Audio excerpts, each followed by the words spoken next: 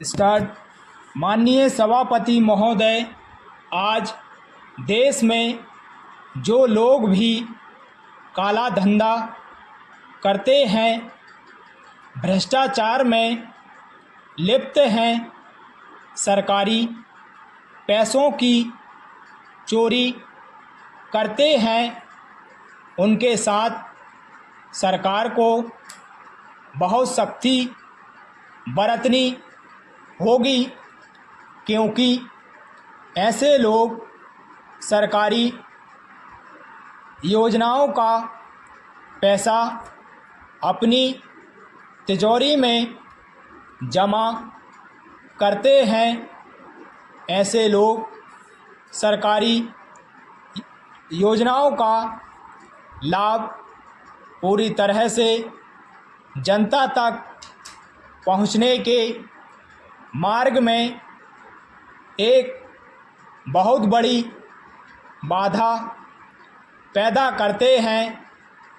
सरकार की इस समय जो नीति है, उसकी जो विचारधारा है, उस पर हम सबको पुनः विचार करना होगा, जिससे देश की हालत में सुधार हो सके।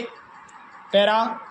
माननीय सभापति महोदय, पहले की सरकारों के ज़माने में करोड़ों रुपयों का अनाज बाहरी देशों से मंगाया जाता था, किंतु अब धीरे धीरे प्रति वर्ष देश में अनाज का उत्पादन बढ़ रहा है और हम अनाज के मामले में आत्मनिर्भर हो रहे हैं।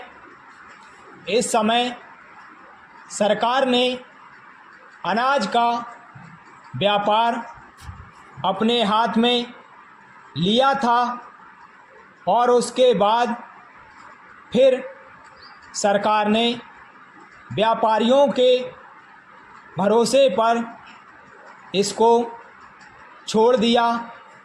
व्यापारियों ने जनता और सरकार दोनों को धोखा दिया और इसका परिणाम यह हो रहा है कि खाद्यान्न की कीमतें बहुत ज़्यादा बढ़ गई हैं और वह आम जनता को आसानी से उपलब्ध नहीं है।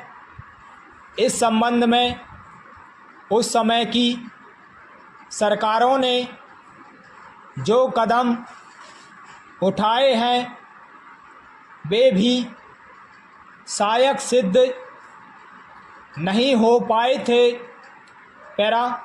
माननीय सभापति महोदय, अभी हमारे अनेक मित्रों ने कहा है कि सरकार बाहर से इतना अनाज मंगाने पर जो धनराशि खर्च कर रही है, उस धनराशि को यदि हमारे देश के किसानों को देती तो हमारे देश के किसान अनाज का उत्पादन बढ़ाते और हमको विदेशों से अनाज का आयात नहीं करना पड़ता।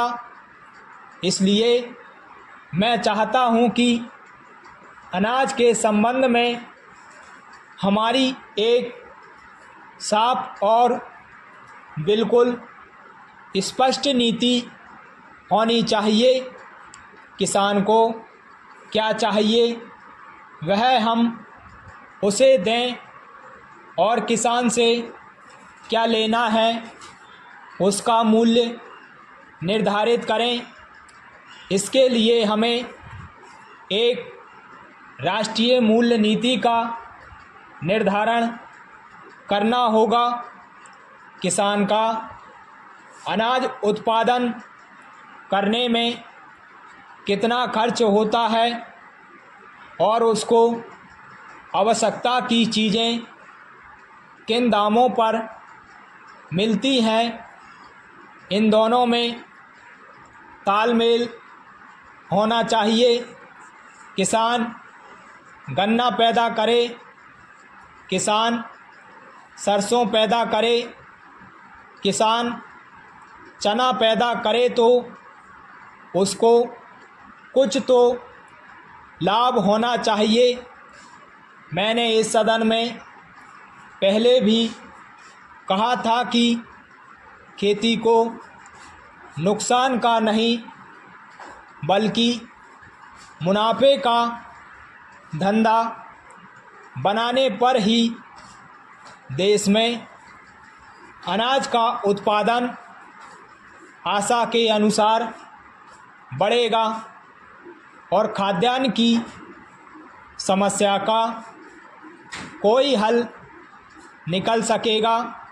पैरा माननीय सभापति महोदय, आप कहते हैं कि 1 इंच ज़मीन भी मत छोड़ो, हर जगह अन्न पैदा करो, लेकिन हमारा क्षेत्र ऐसा है जहां सिंचाई की व्यवस्था बहुत दयनीय है।